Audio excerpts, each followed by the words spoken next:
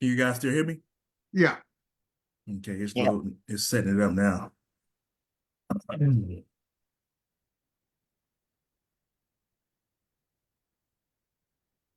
All right. So welcome everybody. It's good to have everybody on. We're gonna continue this conversation that we started the first Sunday of the month, which is Black History Month. We want to end this month with a bang. We coming down to the end of Black History 2024, the month, I should say. There is no end to Black History, but we have this month they give us to really, I guess, to express ourselves and to talk about some heroes that we have. In our last conversation we had at the beginning of the month, we talked about some things that were going on within the Teamsters. We saw this $2.9 million racial discrimination lawsuit, where we had the general president was in some situations where he felt as though that he needed to racially discriminate against our brothers and sisters. Previous to that, we had three members who were retaliated against for their expression when voting for the opposite team that ran against him.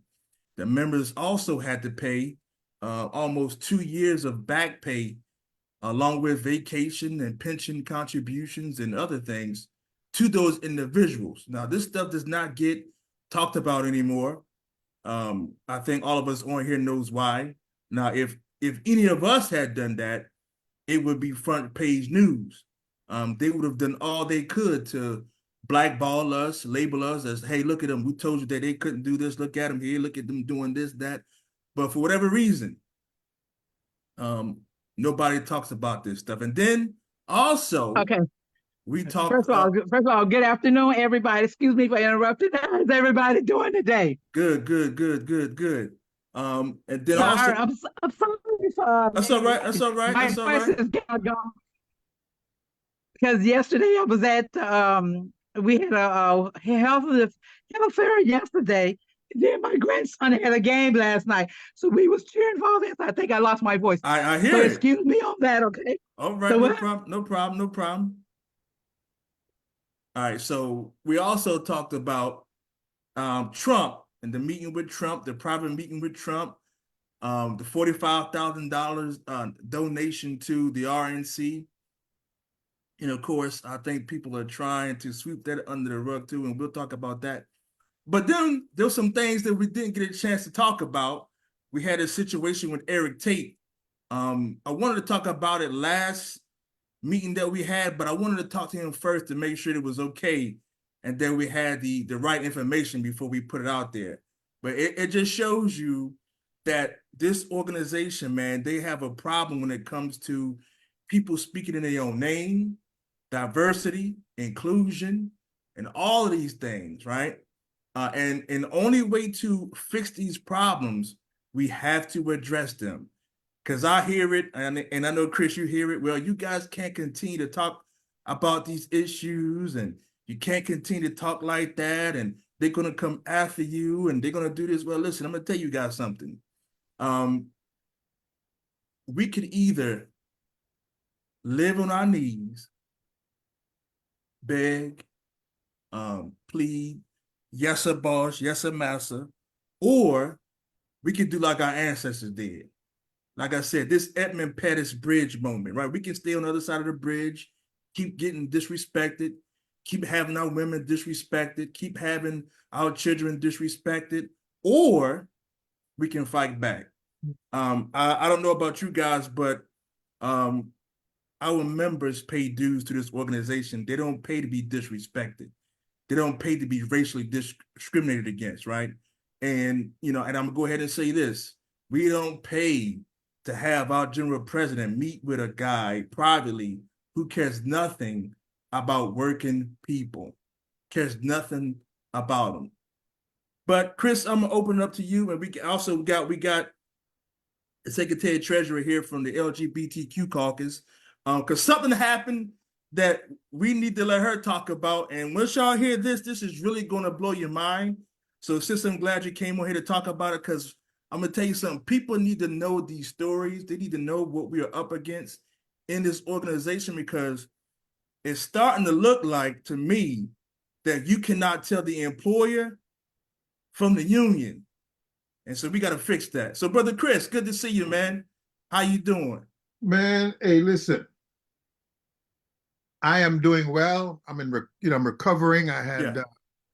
I had surgery. I've been in this ongoing battle. I keep thinking it's defeated, but I guess I ain't as bad as I used to be. Right. I used to be able to shoot a guy one time and get rid of a problem, but now you can't shoot this problem keep coming back. So this cancer is rough, but we in the battle nonetheless. And I think you hit the point. But first, let me back up and just say, thank you to Carter G. Woodson for starting this process that is now Black History Month, and for people who are now pushing, because it's, they keep saying Black history, but it's really it's American history, right? Because all of it happened in between 1619, British/American history, and nobody wants to talk about it because people want to hide from the fact of what their behavior, right, has caused. And if you just simply turn your back, like I said, if we just willingly accept being second class, can't you just be happy driving a Cadillac? And periodically we might shoot you down in the street, but at least you died in a Cadillac. Can't you just be happy with that? And the answer is no. But coming back to this Edmund Pettus moment, and I think people need to really, retaliation. You're going to attack me. You're going to attack Richard. How does that enhance the labor movement? I mean, it's a real question, right? How does that make you get a better contract? How does that make us improve our pension plans? How does that advance the cause of labor? So attacking us really ain't going to get them nothing unless you're just in this small-minded world and that you're telling on yourself. We have so many hills to climb, because if you go back from 75, we have slid so far back as labor that we are actually in the process of trying to reclimb Mount Everest. You know what I'm saying? Really trying to get back on. We're not even on that mountain anymore, and we can tell by the way the society is responding, right? So they asked Sean Fain, why are you going to go down here and try to organize these automobile workers? What kind of stupid question was that? I'm coming off of a big win with the big three, right? Why wouldn't I have this with the wind at my back or with the winds in my sail? I'll go on and try to organize these other shops, major manufacturers. You got Toyota, you got Mercedes-Benz, you got BMW. Why wouldn't we go and try to organize them now that those workers can see what we can do, see what the union does, see what a little sacrifice does? So we have a lot in terms of changing the mentality of the culture of our society, how we're perceived, and how do workers see the union and what the union brings to the table on their behalf. Chris, thank you for that. Thank you for that. Because what you said is so important.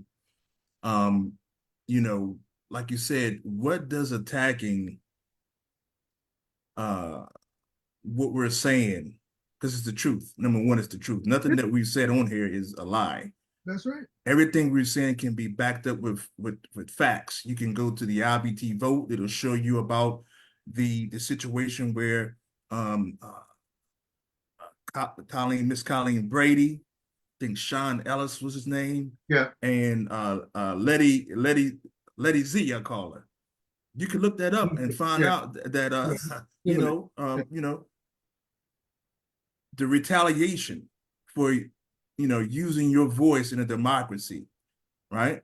That's kind of like, like a dictatorship that, hey, you can't do this, because if you do this, then I'm going to come against you. And then again, the 13 brothers and sisters who were fired, right? And then, they filed a lawsuit and won, right? $2.9 million. This comes from the members, right? And it doesn't get talked about enough, because fear, and that's why I tagged this title to this conversation, fear cannot win. It can't, because when you let fear win, what you're saying is to the dictator, to the tyrant, to the bully, to all these people who believe in their supremacy, that it's okay and that we're okay with it. No, we can't be okay with that, because again, especially Black people, we know what it's like to be under an oppressive, dictatorial situation, right? Yeah. Yeah. And it seems like this is what's coming up in the Teamsters, and we should be very, very careful. Now, Yvette, I need you to talk about what happened. I need you to tell the people who are watching now and the people who will be watching later on a situation where leadership felt as though that we were responsible. This program that we did the first Sunday in February, we were responsible. What we talked about was why an organizing drive failed down in your neck of the woods, right? The fact that we talked about this discrimination, this racial discrimination, they want to tag us as being responsible because we talked about it, because we shed light on it. Something that happens, unfortunately, in an organization that's supposed to be unified. We're supposed to be fighting against, racism. That's what we're supposed to be fighting against. We're supposed to be Sexism. Sexism, right? We're supposed to be fighting against that kind of stuff. We're supposed to be an organization of diversity, inclusion.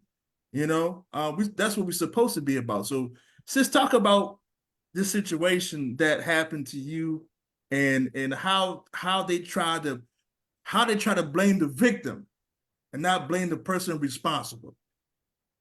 That part. So we have our meetings, our local union meetings every second Saturday.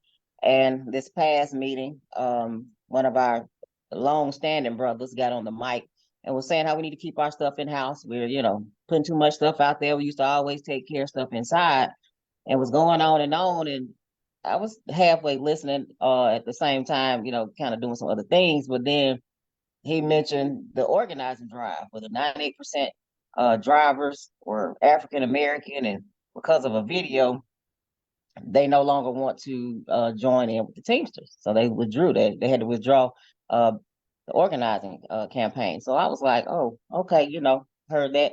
So I'm going out, meetings over, breaking my table down that I set up at every meeting. And that brother came by and was like, it's because of you.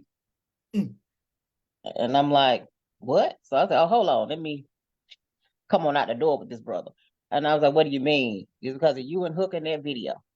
The employer showed them that video. And I said, well, the news brought it out first, and it's not like it was a secret. It's hard for me to believe that of all the places they found the information, it was from our video versus national news of what was going on. So my first thoughts are, we should have had a topic to discuss.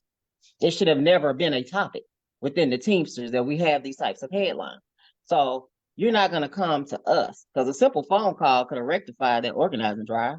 If they saw me in the video, call me and ask me to talk to the drivers. Right. I have no problem with that. I'm in a right to work state. You need to be in a union, period. I would never tell people not to join the union. Absolutely. So despite of who's in charge at the top at the moment, that's not the entire organization. Mm-hmm. We have people in here who believe in true unionism, believe in fighting for workers' rights, and I'm one of those. And so you should have known that about me, my brother, after all these years, but apparently you want to blame me for what your boss man did. So it's not the people that look like me got fired. Okay. Mm-hmm. So I should not be affected. I should not have a say so. I should not voice my opinion. We fight with our companies every day on this same type of issue. We should not have to fight our union about the same thing. But we're not going to hide behind and try to play perfect either. We recognize we have faults. Any organization is going to have faults. But we're not going to play like they don't exist just because now you want to keep it private. Like you said, if it was any one of us, we would have thrown to the wolves. Yeah, it would have been ugly. There's no way in the world I could have came in and told them anything. I could have came at them any kind of way if it was me. They would have threw me out underneath all the buses. And so it doesn't work like that. Like you say, you can't blame the victim. No. The aggressor is the one who you need to talk to. The one who caused all these people hard-earned money to be used to pay off brothers and sisters wrongfully terminated. That's who we need to be bringing the fire to, not the membership whose money was used. Like, don't come at us. I faithfully give the drive. I now have sent in that I want it stop taking it from me. Because if you're going to use it for that, until the focus is back on individuals that are running for office that actually fight for labor and for workers' rights. When it gets back to that, I'll start back giving again. But don't take my money if you're going to give it to somebody, an organization that we know is anti-union, anti-worker. It's very few out there that are Republican that actually have anything to do with workers' rights. Very few. Very and few. We can look at the records to see where the money's been going all this time. And we know that. We've never given that kind of money to them. So, it was very, very, very disappointing to see that, a brother who's known me for a long time felt the need to go that route instead of coming to me like a brother, picking up the phone like you would normally pick up any other time and speaking to me about it. Now, he didn't say who he was referring to on the mic, but like I said, it'll get clarified because I'm not, I don't back down from nonsense. And you're not going to make me the reason or make my brother here the reason or any of us on this Zoom the reason, because we were not up there being biased. We were not up there wrongfully terminating anybody. We're not costing the union money. Right. Our members' money. They pay dues not to settle lawsuits. That's not what we're paying dues for. We're not paying dues for people to be discriminated against. That's not what we're doing. That's right. So until that type of stuff changes, we're going to, of course, speak out because this is our money. We're paying the person who said something to me. We're paying you too. So we're paying all these people. But then you got something to say to us negatively when somebody did something that they should not have done. And so your aim is very much off. So don't ever, aim at the wrong person. You aimed at the wrong person. So Chris, you've been around longer than I just want to piggyback on this thing right here because I don't want people to just blame General President O'Brien. I don't want to do that. I want them to blame the entire executive board that voted in favor of giving the maximum contribution allowable to the Confederate Party. With the exception of our brother Palmer. With the exception of one more, Right, with the exception of John Palmer. Every one of them voted yes. No one, so I hate to go back to this conversation that happened some time ago about people who are tokens and not tokens, but you cannot tell me as an African born in America that you don't feel the stress of the possibility of the Confederates coming to power. Because if you don't feel that stress, then you are either ignorant to history or you just love living on your knees. Yeah. One of the two. Right. So all of them bear responsibility for voting to allow this money to go from Drive. Black folks got money in Drive. White folks got money in Drive. But I will pretty much lay dollars to donuts that the vast majority of the people that contribute to Drive tend to be what is called progressive and tend to be anti-fascist and anti-Confederate, right? I'm not going to say there's not a few in there, but when you just take our money like that, I get, you know, if the party had people in there that had some pro-union positions and what have you as a part of their national direction, we're playing both sides. I got that. But there is nothing about the National Confederate Party that could lead any union person in their right mind, that's not on drugs or not having some, because there could very well be other reasons why you went to Mar-a-Lago. Mm. You know, so some years ago when 45 was in power, a young lady who is the daughter of Sammy the Bull Gravano believed that she could petition for pardon because Sammy the Bull is alleged to have had a relationship with 45. And you know, you ponder why people go. You know, there were people that's going down there to get the guy that is the funding of Death Row Records, Harry whatever, something Harry whatever, Harris or whatever his name was, and Little Wayne and them got pardoned for things that they had done. It might not be Little Wayne, but you know, some bunch in that lifestyle, and all of this came from people who actually had a pay-to-play program about having people be pardoned, right?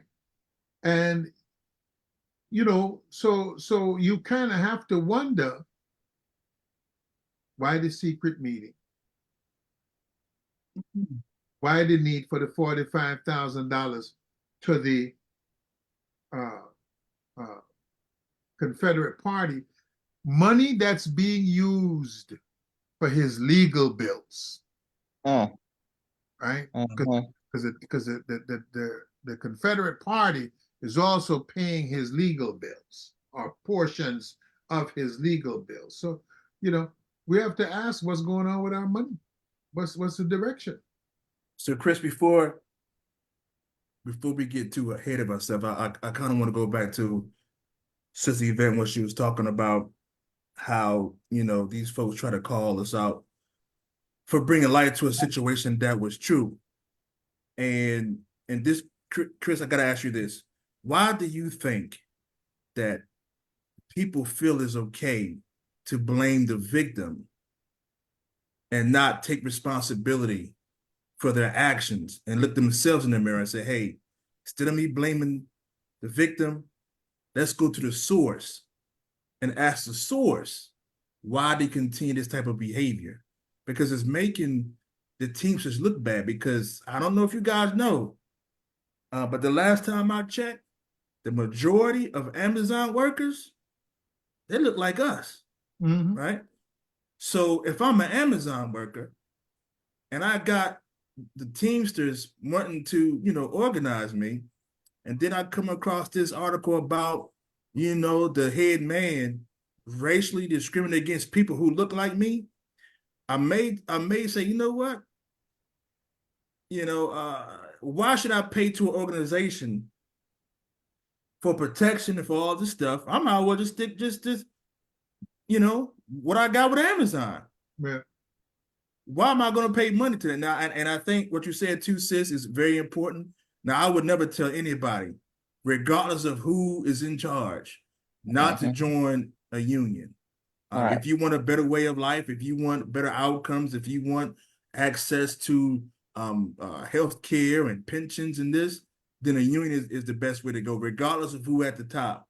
Like, people always talk bad about Hoffa, but even though Hoffa was what he was, being in the union, dealing with UPS is better than dealing with UPS without a union.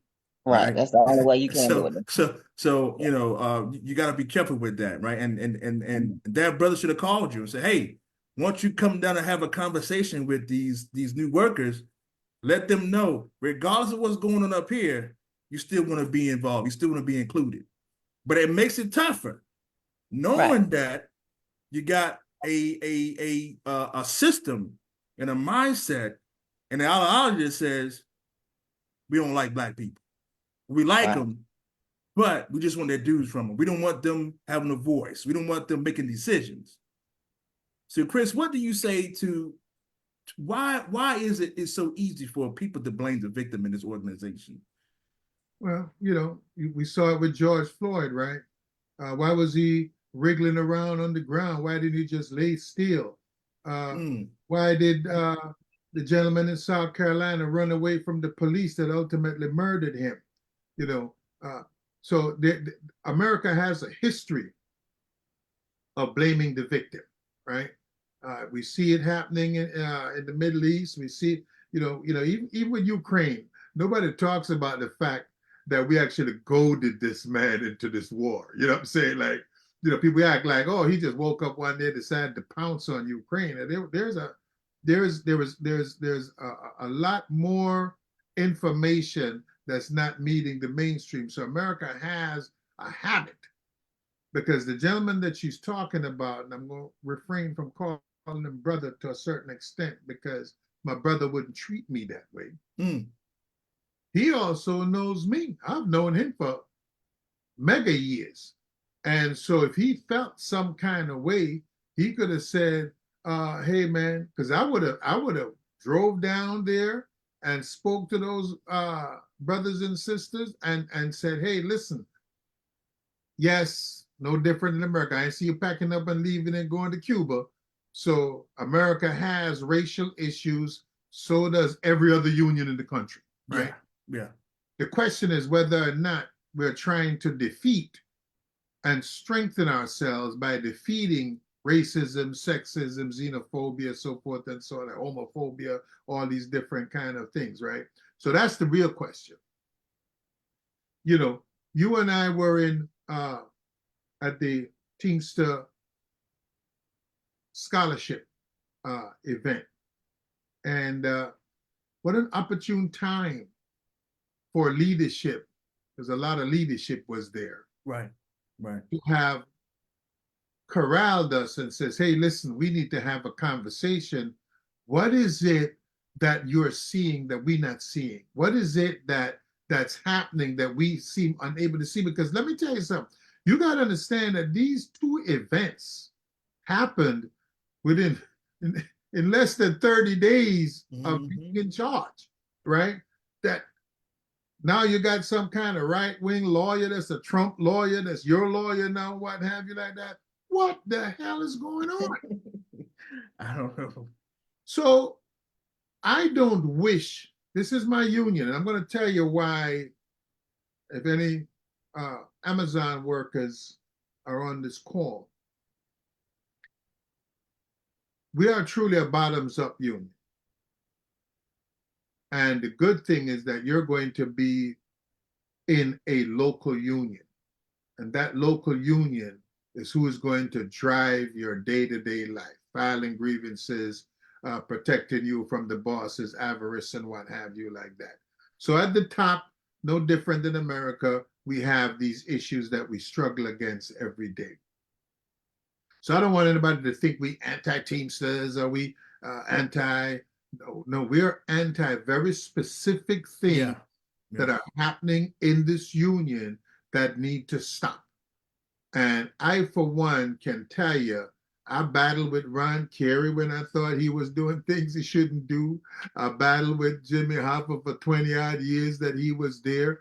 And, now I got General President O'Brien.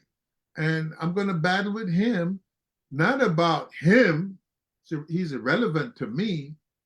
His relevance is to how he's impacting the ability of this union to grow and be better, and to have members come into an organization that has a glass ceiling, right? I mean, just to think that in the United States of America, we already had a black president of the country, and that we have had a woman be the Speaker of the House, and that we have a black that is Secretary of State and so forth, and we are still playing around with tokenism in this union, does not say anything good about this union, right? So as much as I love my union, I am going to critique it. I'm going to speak out against the negativity, because we have too much talent in this union that is not Italian, that is not Irish, that can give so much. And if we are going to have to marginalize it, and oh, well, you know, only two of you can come at any one time and what have you like that, that's going to be highly unacceptable. And I'm hoping that other black principal officers who don't fear watching this program are going to say and pick up the phone and says, you're right. I mean, as the general president, he should have called for a meeting of all the black principal officers to have a sit down, to have a conversation that says, hey, what do you guys feel, need? What's going on? How can I be better? How can this organization be better? And we haven't seen that happen yet. And we're 2 years in. Yeah, and I don't think that's a conversation that he wants to have. I mean, No. especially now with all this stuff that's coming out, you know, the $2.9 million. That's a lot of money, man. That is. But now, is it in light of this history? Mm-hmm. Now is an important time to have that meeting to say to us, "Hey, listen, I messed up. We are human, right? So Right. an organization of this is going to get sued. There are things that's going to happen. Yeah. But you should have known when you took certain actions that there would be I mean, I'm not a lawyer, but I could look at certain things and go, that's not a good thing to do. Right. See, and so that there were ways to terminate all those people and not run afoul of the law, right? And to have an organization that terminates people by email or fax, rather than interviews and exit meetings and whatnot to discuss things, is abhorrent. It is. Would not accept that. You know, if you want to get fired from UPS, there's a hearing, there's a Right. there's arbitration, there's all these things that happen. Well, you don't treat your own employees like this, Nope. right? I mean, that's obvious. You don't practice. You don't practice the lifestyle, and then you wonder why we can't defeat these companies. We can't defeat them because our mindset is just like that. There you go. Bingo. You And we got to be different. we have to be. We have to be different. But the thing is, those companies have trained us at this point to know how to fight. I mean, and it's a shame we didn't want to use that training, you know, to fight, you know, within amongst ourselves. But you know, we will not, you know, sit back and stand by. And I do want to, since apparently our videos are so popular, talk directly to those drivers here out of Atlanta who were thinking about coming on with the Teamsters, to reach back out and finish the process. You will have that the voice. video that I saw that is alleged to be the one that was used by the company. Right. So, all of us, yeah. So none of us, it had nothing to do with this. They created their own video, right, speaking about the same things we're speaking about, and use that. But this ain't the first time. When Ron Kerry came into power, one of the things that he used was a thing saying that the old so-called old guard were pigs at the trough. And then all these pigs at the trough chomping away at slop. And that advertising that was in the Teamster magazine were used by numerous employers to tell its employees, do you want to feed the pigs at the trough? Is this where you want to go? So this is not new, right? And it does not mean that we have to live in silence when we see injustice. Right. You understand what I'm saying? Because I can tell you right now that you're talking about we terminated 13 times 5, 10 years of experience of people who are experienced organizers, who know the Teamster system, who have been around, know that, and you just got rid of all of them, right? And so now we're finding out that even the numbers that they claim they're organizing might not really be so true, right? Yeah. So we are now a part of what we find the Confederates and Trump doing, which is to just say anything, right? Because I'm in New York, I don't know what's happening, right? Oh, I organized 100,000 people. Oh, you did? Wow, very nice. But I don't know who they are, right? And so they could throw out anything, and the magazine is a puff piece. And I challenge people, and I tell people, call up the no, she's not in the education department anymore. They moved her to I think they moved her to strategic initiatives or whatever. But Sister Karen Jones, and ask her to send you an old Teamster magazine from the 60s or the 50s and see the difference between that magazine and what has been put out in the not the post-Hoffa era, since Ron Kerry and them then come into power, and the type of puff piece, everything is puff, puff, puff. I'm the best, you're the best, we're the best. Stop. Stop. But we're not on ESPN. Everybody ain't the best. The best is a year by year production. You know what I'm saying? And so we need to have a real magazine that critiques what happens, that talks. I mean, we lost Yellow Freight, and I don't blame this on General President Bryan at all, because it was going on before. You know what I'm saying? He just kind of fell in his lap and Right. blew up. Right. So I'm not blaming him. But what happened over all these years of money, $700 million that the government gave them? Did we have any say so in anything? You know what I'm saying? What did we learn from this? Oh, well, we got him a job someplace else. Yeah, 22,000, and you might have got 15,000 a job. And I'm being very generous when I say 15,000. Can I tell you something? You got 7,000 anti-Teamster members who, when they go to work someplace else, hate the union, even though the union did not do anything against them in that direct form. And those are things that we have to be conscious of when bad things happen. How do we handle it? Because I remember somebody putting up some kind of tombstone, like they were celebrating the demise of Yellow. Yeah, I saw that. But look, you might not have meant it that way, but it's not a good look. No. So we have to be very careful about how we communicate in the 21st century, in particular with social media and memes and all these different things that move so fast. Right. So the Washington Post and the NBC, they picked up. They showed some interest this past week over this $45,000 for Trump. I think all of us was in the NBC piece that they put out. Yeah. Asking how we felt about it.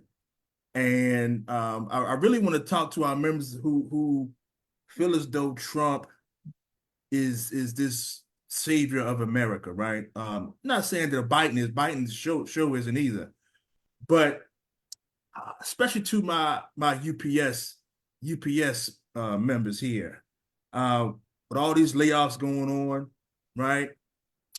So we talk about this 45,000. I want to show you how it correlates with UPS real quick. So we talk about the $45,000 that the Teamsters gave to the RNC, and how Trump is, he's probably going to get some of that. And like you said, Chris, his defense fees and all the other kind of stuff, right? Carol Tomei, the CEO of UPS, I need people to check out how much money she donated to the RNC. It's almost just as much by herself as the Teamsters did. What does that tell you as a working man and the working family? everybody knows how just horrible and horrific UPS is as a company. Just imagine if they got Trump in office and boom, right to work is in there, right? Your collective bargaining rights are gone. The labor board gets weaker. What you think UPS is going to do to you? The layoffs will be the least of our concern, right?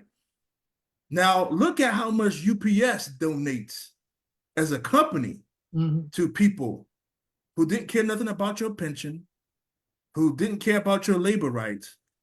These are the things that we need to pay attention to. We can talk about the Teamsters and their 45,000, and we should, but we also should pay attention to these employers and who they donate to.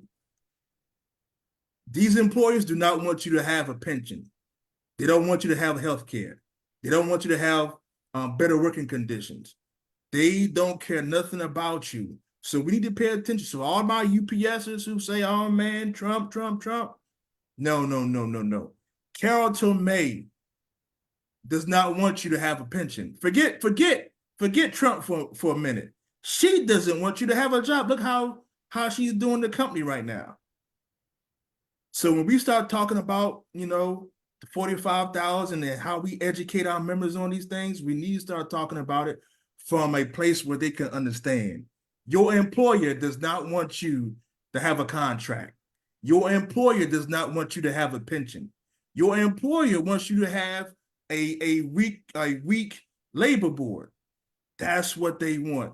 That's why they contribute so much money to these people. Now, they do contribute to the Democrats, but not as much as they do to Republicans. And they got the money to do it. They can afford to play both sides. Teamsters, we cannot. Trump is anti-union. He's anti-worker. He's anti-woman. He's anti-Black. He's anti-women's reproductive rights. Whatever it is to help working class people, he doesn't want you to have it. That's just the bottom line, right?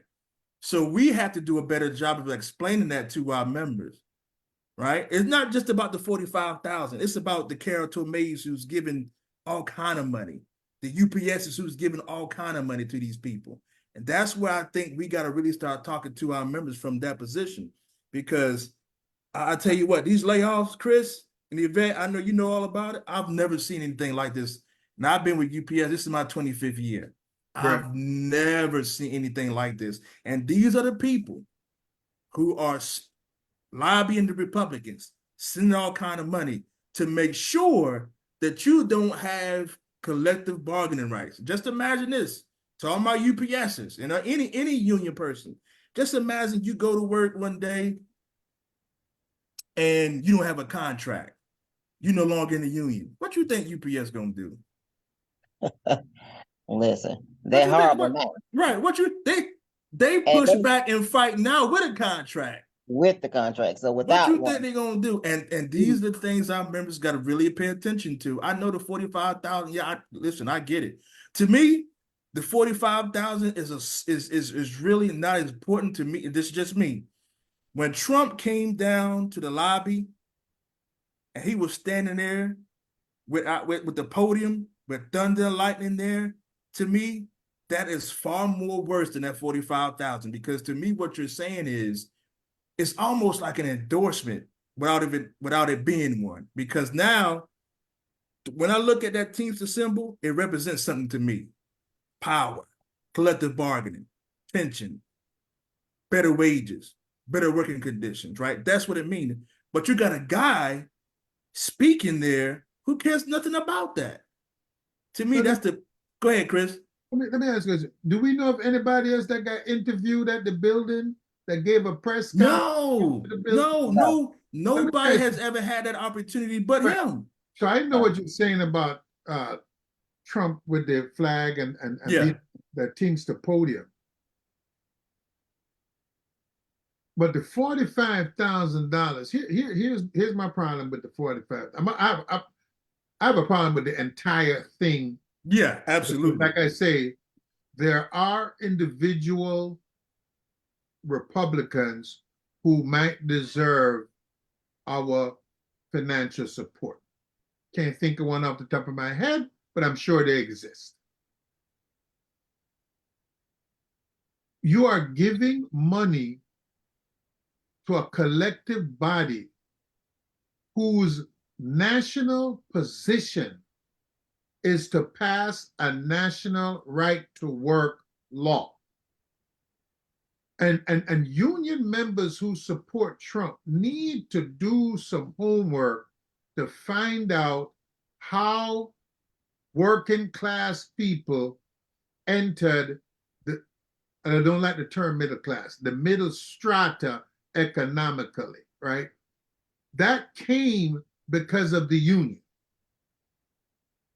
White workers have done better as Black workers climb, right? So if you think about, so let's go back, that America was never a democratic country. America did not allow white men who did not own property to be able to vote. The only people who could cast a ballot were white men who had property, which means that the majority of white men could not vote, right? You move in time, things change. White men can now vote, but white women can't. Blacks can't. Civil War is fought. The majority of the people that died in the Civil War on the Confederate side, for sure, where the North was the North, but the Confederate side did not own anyone, did not even own land. So you were fighting for a cause in which you had no vested interest in the outcome, right? Freeing up Black workers allowed white workers to earn more money. And whenever the white man saw you, the white landlord, the white plantation owners, the white industrialists, saw you, white man, clamoring for more, he would replace you with that which you had rejected, which was the Black worker. So there's a history here. And if you don't understand this history, then you're not going to learn until after the dictatorship that they didn't care about your poor, broke behind either. Mm-hmm.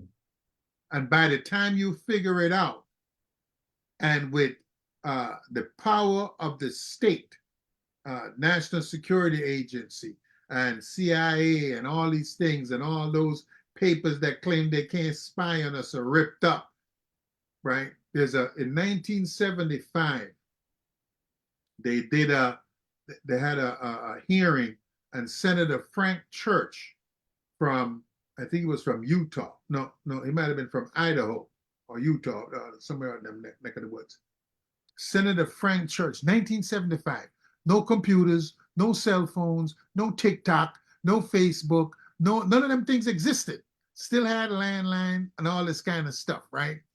In 1975, Senator Frank Church said if they turned the NSA, the National Security Agency, against the American people, there would be no escape. This is 1975. Think of where that technology is in 2024. Yeah. So white workers need to realize there actually is no value in whiteness except for you to mentally believe you're better than somebody who got more money than you. So you're looking at a man with a PhD and think you're smarter than him because you're white. Not because you got a PhD too, but because you're white, right? That you're looking at a man driving a Cadillac, and you got a rusted out pickup truck and thinking your life is better than his because you're white, right? That you're living in a trailer and somebody else is living in a penthouse and you think you're better than that person because you're white. So when you realize that you can't scrape off whiteness, put it in a bag and buy groceries, then you're going to realize that you have to come together in solidarity with Black workers, Latino workers, LGBTQ workers, undocumented workers, and fight a battle against the capitalist class. And until you come to that conclusion, you are lost in this battle for a better tomorrow for our kids. Let me tell you something. You know what I worry about every day when I look at this thing? What future do our children have? That's what Yeah. you know, I got my little pension. I'm good. Will my kids have one? Right. You're right. Will our children have one? What happens when there's national right to work and somebody decides they want to just tear up all the contracts and having a dictatorial president who would now turn this what do you call them, SEAL team and 82nd Airborne and whatnot against the working class. So, Chris, since you brought that up, I want to stay there for a minute. Especially for Black workers and Black people in general. Whenever a white man says that's running for the highest office in the land, when he says he wants to be a dictator for a day, man, we need to fight back as hard as we can, because if a white man becomes dictator for a day, what do you think gonna happen to us? A Black man for that matter, or a woman for that matter. Right. Just think of what can happen in 24 hours Right. if you have absolute power. Power, right. Right. We just made the Supreme Court null and void. We just made Congress null and void. We just made the Department of Education null and void. We just federalized every police office in the United States of America. Anything that separated the military from attacking American workers, we done did away with that too. People have to understand. Go back to 1934 in Minneapolis, Bloody Friday or Bloody Thursday, one of them, and go out to San Francisco. They had the militia killing killing white workers that were on strike. Remember Kent State. In Kent State, they killed Black kids, they killed white kids. This society has no problem of killing anything that stands in the way of the supremacy of the capitalist class. So how can an organization meet with a person who says they're going to be a dictator for a day? Why would you have a private meeting with a man like that when a large contingency of your membership, right, knows what it feels like to be oppressed, right? 1619 to 1865 segregation and all this stuff, right? And we're still under, like, we hate to say it, but it's still America. We still oppressed, right? Just because, Chris, you're a principal officer of a local union. I'm a principal officer of a local union.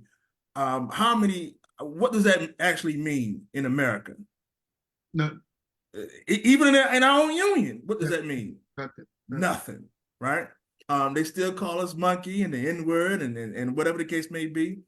So when you talk about a person who talks about being a dictator, we need to be on guard. We need to pay attention, and we need to ask questions on why any union, any labor organization would even consider talking to a person like this. Yeah. There is no, and I get it, man. I believe O'Brien said that he wanted to sit down and talk to everybody. I get all that. You want to sit down and meet, but this guy has a track record. He does not care about anything that the Teamsters supposedly stand on. Right. I just don't get it. Roma Lois, if you wanted to talk, Roma Lois, I think is still a smart guy, knows a lot of stuff and what have you. If you went to have a conversation with Roma Lois, you'd be kicked out of office right now. Mm-hmm. Right? Yeah. So if I can't talk to Rome, why am I talking to somebody that wants to be a dictator? Let me tell you something. Just think about this, because we have some despicable people in our history. Barry Goldwater ran for president. Never talked one day about being a dictator, as racist as you can come. George Wallace. George Wallace. Okay. Yeah. Segregation now, Yeah. segregation Yeah. forever. Yeah. Never uttered the words, I wanted to be a dictator for a day. Right. Right? So when you really go and look at our history, some of the most despicable people, none of them ever uttered that word or that phraseology or that mindset, right? Nixon didn't do it. Reagan didn't do it. None of these people that have done it. And we think that this is someone that we should talk to when I can't talk to Roma Lois or I can't talk to Teamsters that have been kicked out of the union over time. Who is worse? None of them want to be dictators, and none of them can ever come back in the union. So why can't I talk to them? Right? Yeah, So somebody builds up parameters that say that's no good. You should not be talking to those people for whatever reason. Well, let me tell you something. They should build a wall around any Teamster talking to Donald Trump. right, right. So during our last conversation in the beginning of the month, something happened out in the West Coast. Eric Tate, principal officer of Local 848. World famous. World famous. You see, you can't hear me, sis? Okay. So, Yes, I hear you. okay. And You Eric talking to me? Tate. Yes, I hear you. No, we good. And Eric, if I jack this up, man, or if I tell something wrong, please let me know. So now this happened right while the Teamsters was meeting with Trump, right? So the drive department reached out to brother Eric and said, "Hey, man, we're gonna have some drive reps come out to your local, man. We want to do some drive work." Eric said, "Hey, man, I don't know if that's a good idea, man. You know, this whole Trump situation, man. And my members, they ain't really too happy with the Teamsters meeting with Trump, and you know, I don't think it's a good idea." The next day, he gets an email, and he's been removed from his position. Is it a port rep, Chris? Yeah, yeah. Been a port rep. Yeah. Now here we go again. Now you just got through voting on $2.9 million of racial discriminating against these workers. Retaliation suit you just got through paying, right? My man just don't get it. So Eric Tate, being the leader of that local, knows his members. Hey man, I don't think it's a good idea you guys come out. My members don't like this whole Trump situation. It's not a good look. Right. All right, No. well, since you want to speak out, we're gonna take your position from you. And this is who we have, man. I just don't understand it. And nobody wants to talk about it because they're afraid. But I gotta go back to this. If anybody on this call had done something like that, man, it would be front page news. As much as my heart aches, and this is gonna sound crazy, but as much as my heart aches for TDU, I cannot believe they're not saying anything about any of this stuff. Now, they had a report about our brother John Searcy and Rabinovitz and all that stuff. I got you, right? But we didn't see this stuff when we had to pay almost 2 years of back salary to those individuals that he fired for retaliation. Then they tried to clean up this whole racial discrimination thing, right? We don't hear anything about the Eric Tate situation, right? Who also, I'll throw this in for free since y'all asked me, who happens to be an officer on the TNBC. Oh, and by the way, guess who he fired when he get in office? The chairman of the TNBC. Man, it is a pattern here that people gotta pay attention. This ain't all hooker, man. You making up stuff. Oh man, black and white. This is what it is. And brothers and sisters, man, you guys gotta make a decision, man, on what kind of organization do you want. We are the Teamsters. We are the most powerful, supposed to be the most powerful labor union on this side of heaven. Supposed to be. But when you have situations like this that keep happening, it ain't even like it happened every once in a while, man, it keeps happening. It's just the bad news of the bad news. And they keep coming after people who look like us. I mean, I'll never forget this, man. I'll go to a joint council meeting one time because we had a difference of opinion on voting for a candidate, right? They don't talk to you about it, right? They don't bring you in the office and say, hey man, this is the plan. So we go into a meeting, they call me, oh, kick him out of here, boo, yelling and screaming at me. And I had one of my members who just so happened to be there. He said, man, yo, did they tell you they was gonna do this to you? I said, no, man, this is crazy to me. But for whatever reason, they feel as though it's okay. It's okay to treat people, especially people of color who just don't, yes, a boss, yes, I'll do what you tell me to do. That's not what we're supposed to be doing here. We're supposed to be included. We're supposed to be respected, not intimidated, not disrespected or retaliated against. But for whatever reason, Chris, they feel as though it's okay to do it constantly. Well, if you think about it, right? We had a gentleman out of Philadelphia area, Larry Thomas, that was a principal officer of the local union back in the day. And Larry Thomas went to a convention and simply asked, why was it that blacks could only be sergeant of arms? We couldn't be on the Constitution Committee or any of these other committees and what have you like that. We were just relegated to be muscle. And I mean, the racism that flew out of these people's mouth, that James R. Hoffa had to come up and say, yo, if anybody else shouts out any of these kind of racial epithet, they're going to get kicked out of the convention. So, you know, the Teamsters are made up of America, right? Yeah. So all of the baggage of America comes to this organization. But as leadership, you know, it's just like when you go into the military. As the leadership of the military, we have to train people. Yo, listen, we don't have no discrimination in the military. Let me just, because I'm just going to show you how the hypocrisy of this country. You know, they just had a Supreme Court ruling about using color as a reason in college admission, right? Do you know that they exempted all of the military, West Point, Annapolis, and whatever else other ones they got? They exempted the military from this ruling that affected Harvard, Yale, Princeton, blah, blah, blah, blah. You guys can consider race, but not them. You understand what I'm saying? So the Supreme Court understood its own hypocrisy, because when it come time to war, let me tell you something. Africans been fighting in America since 1776. We fought in the American Revolutionary War on both sides. We fought in the War of 1812 on both sides.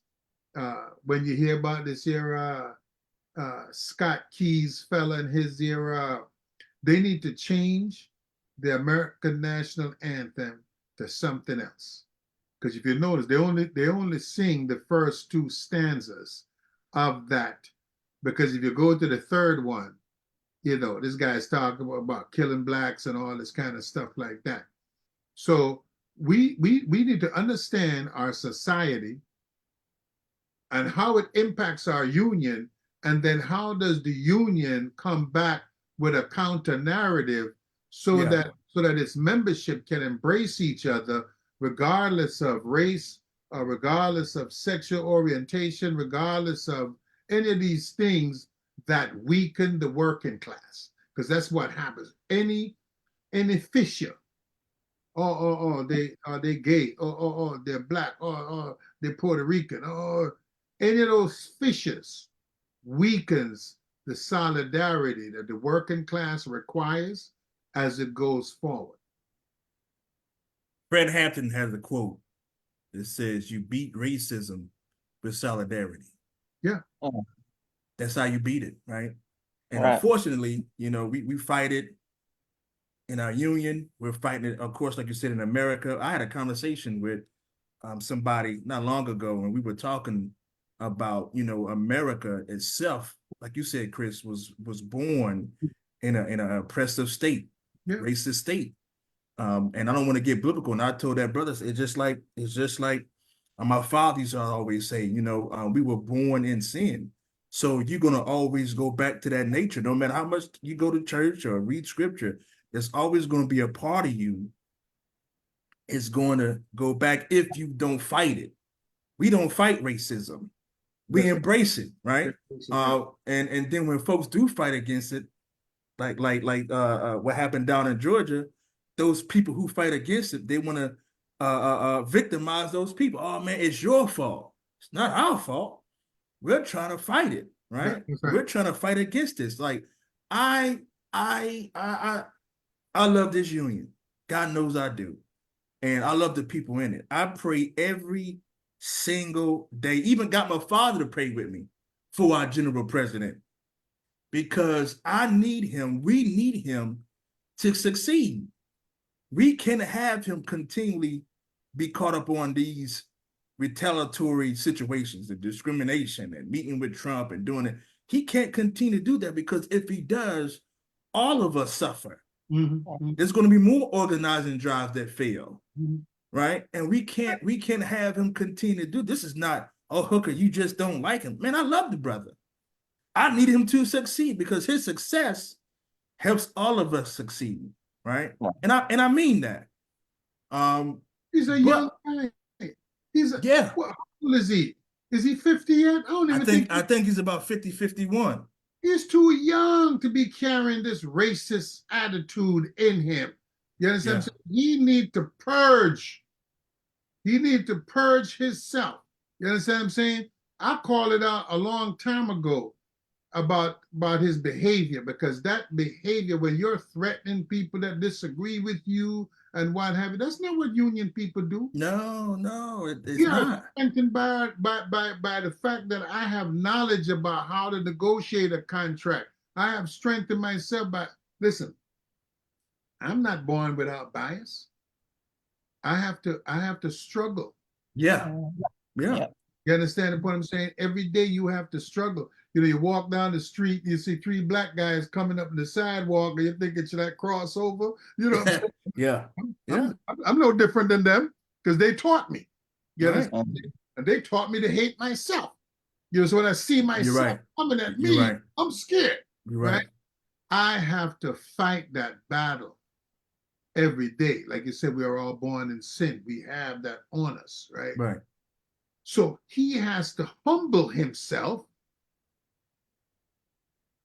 right? And recognize that, yes, I was born up here on this here south side of Boston, where racism is as rampant as any place in Alabama and Mississippi put together, right? And I have, as the head of this union, I have to rid myself of these feelings. And so therefore, hey, listen, man, think that Frederick Douglass in the 1860s could go to the White House, and in 2024, you are afraid to have a meeting with black trade unionists? Something's wrong with that. You know, so you got to look at your own character. Yeah. What is it about you? Why is it that of all the lawyers in America, you need a lawyer that was hooked up with Trump? Let me tell you something. Any lawyer that Trump had, I wouldn't want to defend me near not one day of the week. You understand the point? Yeah, because he taking a lot of L's now, man. Every time you turn on the TV, $50 million over here, $400 million over here, and I'm like, man, this is just, and this is what people want, man. This is what, like you said, the Confederates want. The Confederates know. Go and look at John Oliver, who did a piece Sunday past, in which they went to people who are Trump supporters and said, Biden said these things, right? And it would give some excerpt of something that actually Trump said, but they said Biden said it. See, that's a sign that sucker's old and don't know nothing, and all this stuff. Then the guy goes, "Oh, sir, my mistake." Read back the same thing and said Trump said it, and they were defending that. Let me tell you something. They can't deny Duh. the racist heritage. They can't deny that what they're doing is racism. Oh, I don't mind you being in the NFL, but you cannot be the quarterback. Yeah. I don't mind you being in the NFL, but you cannot be the head coach.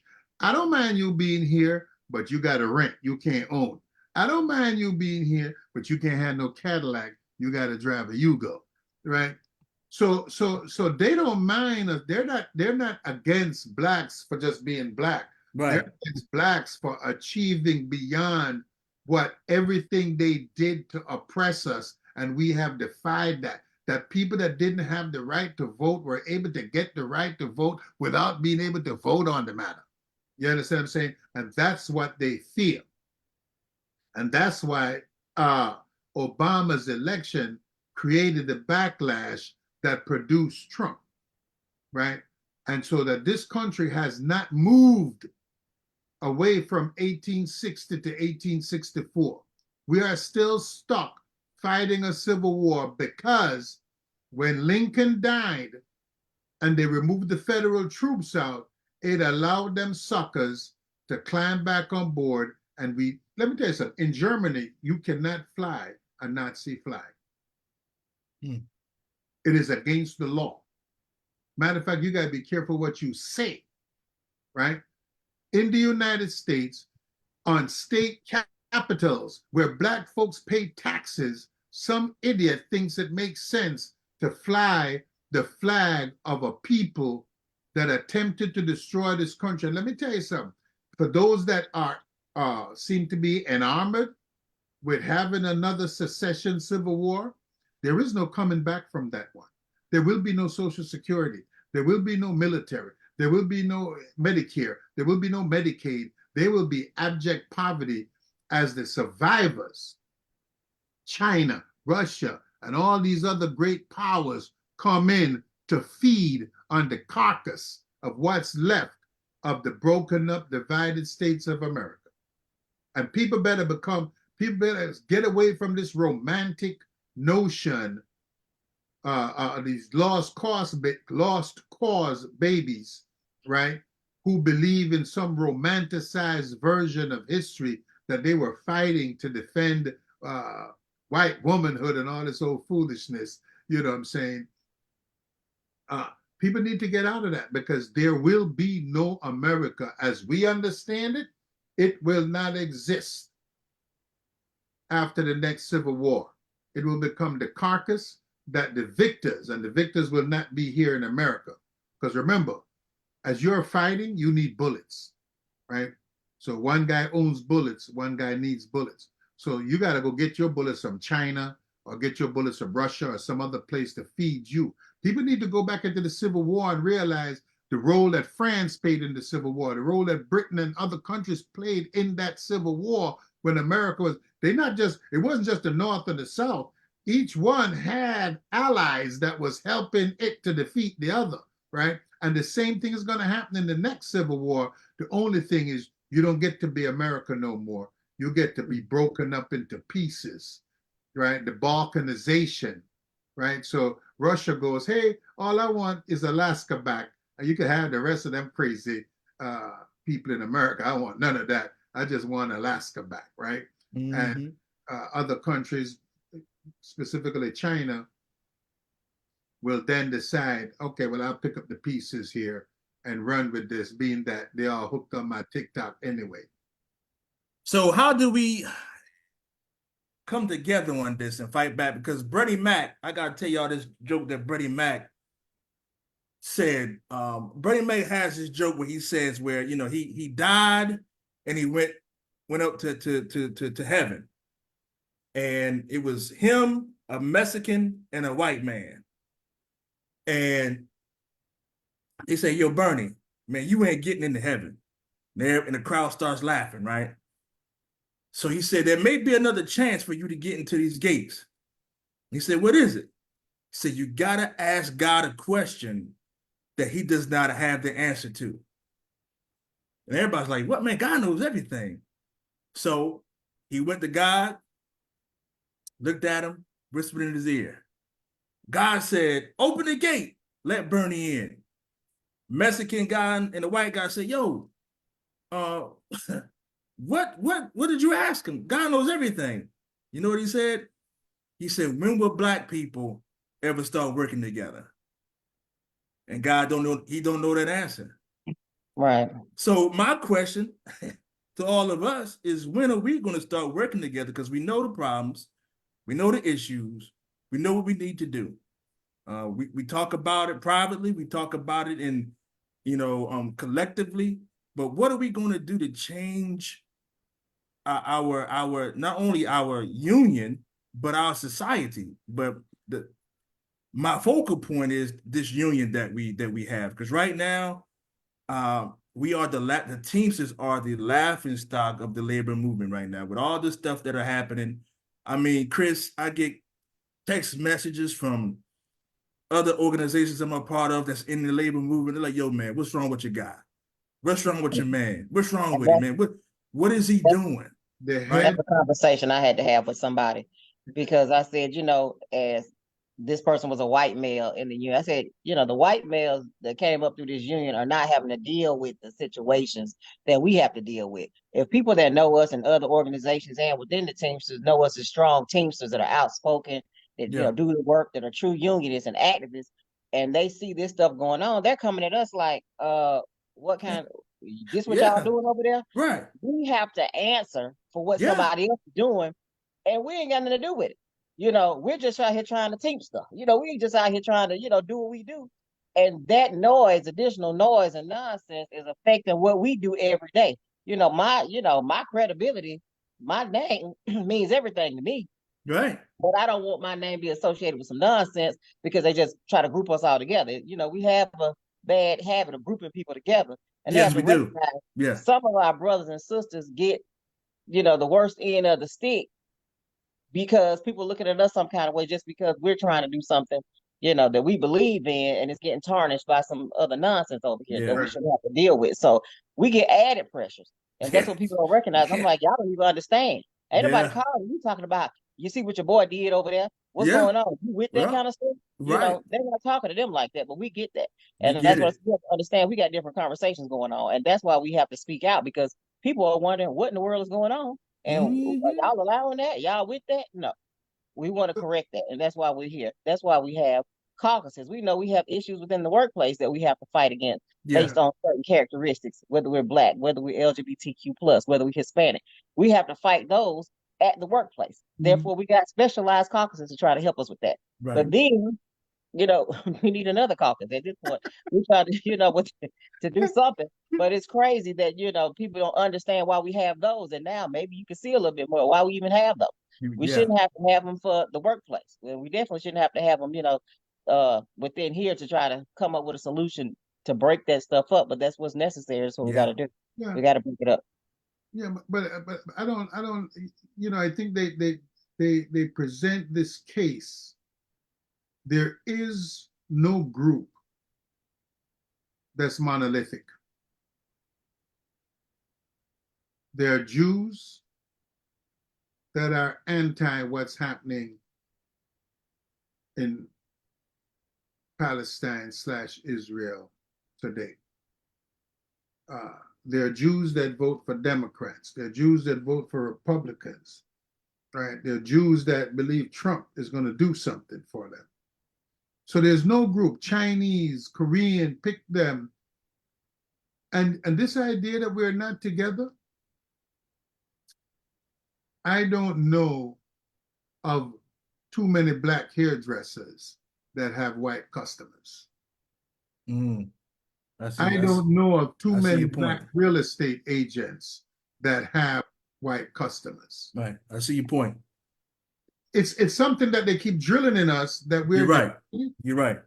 97% of us vote for Democrats. We're divided? Are you kidding? You're right. You understand what I'm saying? So that narrative is a fake narrative. There are Blacks that are conservative. There are Blacks who were loyal to the Republican Party because it was the party of Lincoln. right?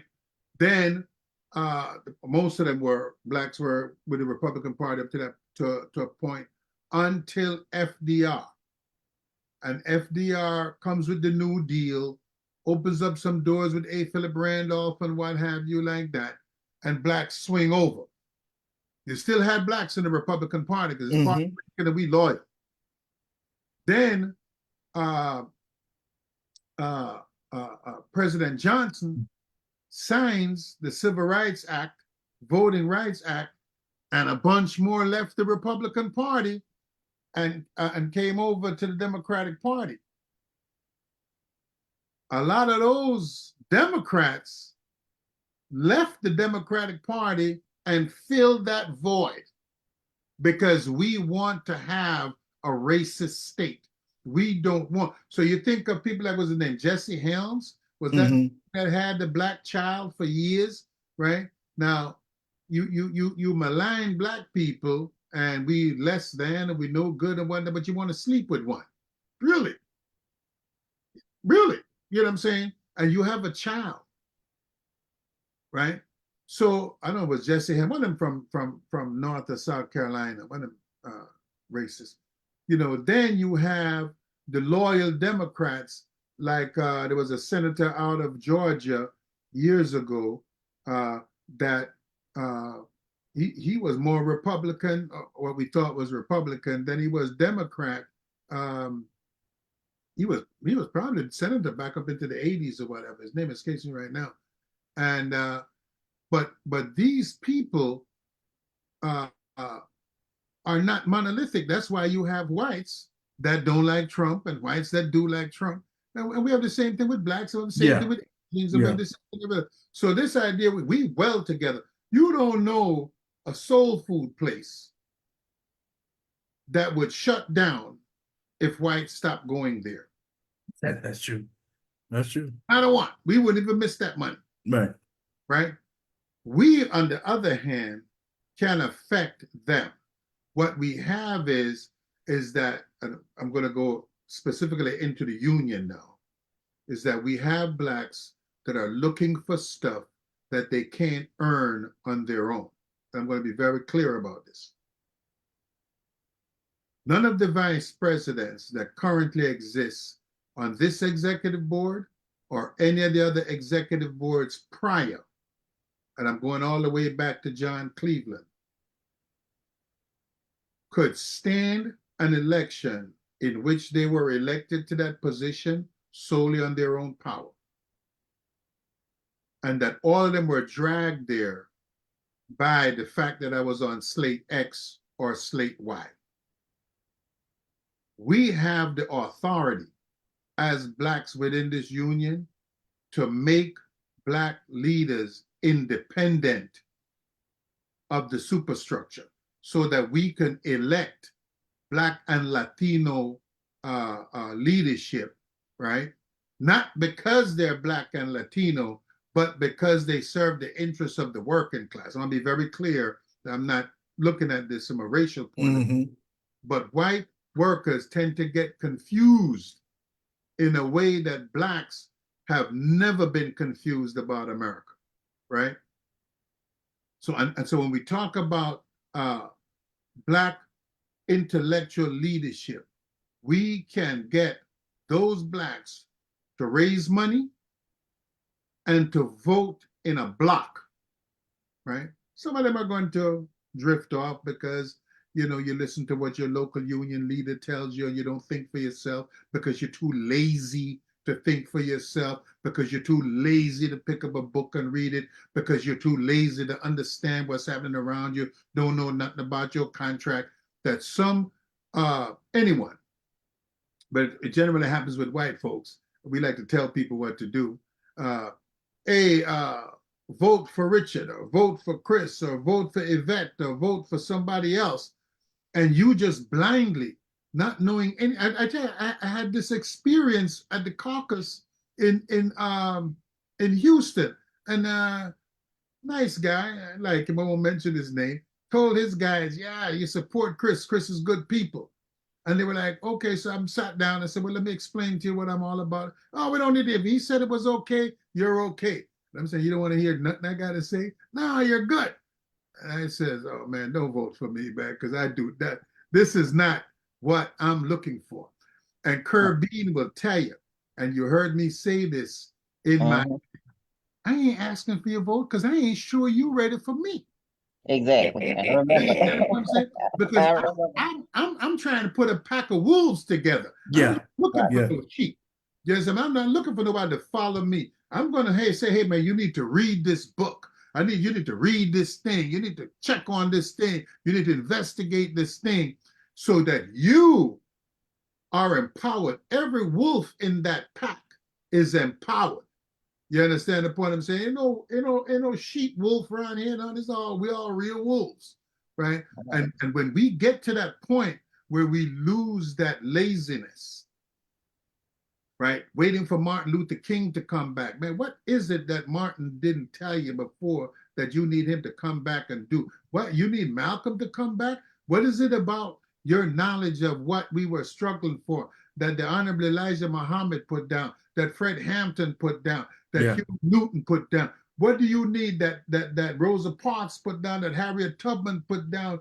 You know, I mean, you need them to come back? You ain't figured this out yet? And so we have to become very cognizant of whether we want to have a strong union, a powerful workplace, and what does it take to do that? And sheep ain't going to make that happen. You're right. Not with wolves. You're right about that. But we do have to make some changes in this organization, because we were promised a lot of things. I had a principal officer call me not long ago, and this brother was straight up and down, team Oz. Stopped talking to me for a while because of my position I took on the whole thing. But they called me and said, Hook, what was campaigned on, what was promised, was not delivered. And they're right. And I think a lot of people are starting to see that, especially what has been going on over the last month. I think people are starting to wake up and say, man, this is not what we thought we were going to get. I'm starting to see some comments from people on social media who were, I'm talking about 1,000%. Oz. Now it's like, I don't know. I don't know, man. Because again, man, this was not what was promised. I hoped, and I still got hope that this thing will turn around, man. Because again, we need this organization. We need our leadership to be successful. We need them to succeed, and if they don't, then all of us fail. And I know a lot of people keep saying, not a lot of people, but a handful of people. They say little sly remarks like, you and Chris, you guys trying to divide the union. You're making a black and white thing. No, we're making this thing a working class thing. Because if black folks don't succeed and the working class don't succeed, if white folks don't succeed, the working class don't succeed. But you can't have leadership who continuously does stuff like this and give us a bad eye. Because again, man, we the laughing stock right now, man. I don't want people keep calling me saying, yo, man, what's wrong with your man? Why he meeting with this guy privately? Why you guys got these charges against y'all, man? Is he racist? Man, I don't know. You gotta talk to him. I don't know. But people starting to look, people are starting to, really look into this stuff. And I'm like, hey, man, you gotta talk to him. Well, he don't have anybody, person of color, on his executive board when he was at local 25? Local 25, no. The joint council ain't got nobody of a color. And now you see this, and it's like, man, I don't want to answer these questions. I don't need that type of weight on my shoulder. You need to go talk to him about that. Right. You displayed yourself. So, it's not I'm calling you something. It's the display that you have. If I come to your house and I see a Confederate flag flying, I make some very quick assumptions like, no, absolutely. You know what I'm saying? So it's what you're telling me. It ain't what I'm telling anybody. It's what you're telling the world, right? So you have a local And in all of that local, which is a very big local, got to be 10,000 plus members in 25, because 25 has been a giant local from its inception, going back in the day. And so for local 25, who in the 1900s had a black on its executive board, to find itself in the 21st century with none. When George Cashman was the principal officer, they had a black business agent. Today they have none. Is that me or is that you? Yeah. You know what I'm saying? Am I saying something or are you saying something? And, I think that if you, I want to say change. I don't expect a hyena to become a lion or vice versa. I don't expect a snake to become a giraffe or vice versa. But if you want to function in a manner that's going to make the Teamsters thrive nationally, internationally, globally, then there are things that you have to do, and it does not start with vindictiveness. Right. Yeah. Right? It does not start there. Right. And I'm going to say this to the other black principal officers in this union. You can't live in fear forever. No, you can't. At some point, you're either going to stand up or you're going to get swept out to sea, because they will not fear you. And if you think that you could play and make love with the devil and think you ain't going to come up funny, then you're wrong. So if you are about trade unionism, if you're about building a strong labor movement with the Teamsters leading that movement, right? You're talking about the vanguard class, organized labor of the working class. If those things are important to you, then at some point you're going to have to come out from under that shell or come out from under the closet or wherever you hide in that, and stand up and says, hey, we need to have some collective actions in which we need to talk to the powers that be to chart a course. Like I said, I ain't asking nobody to change, when you're going to do what you want to do. But when we come into this workspace, we need to function in solidarity. You said something. You said a word there, Chris, vindictive. Right? I've been a Teamster. Just like I said, it's my 25th year.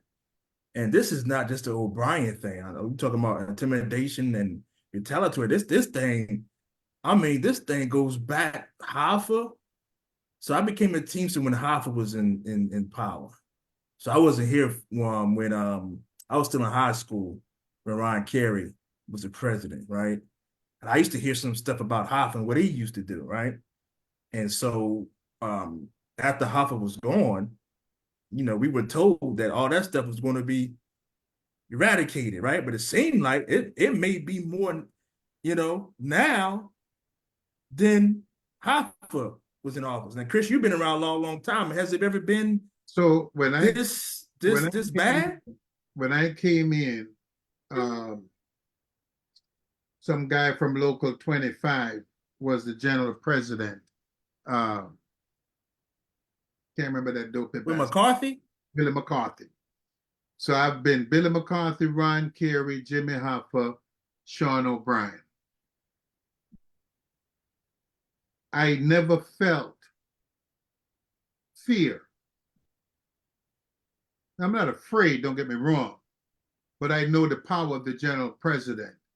And I never worried about it being used against me the way I do today. Get out of here. Never.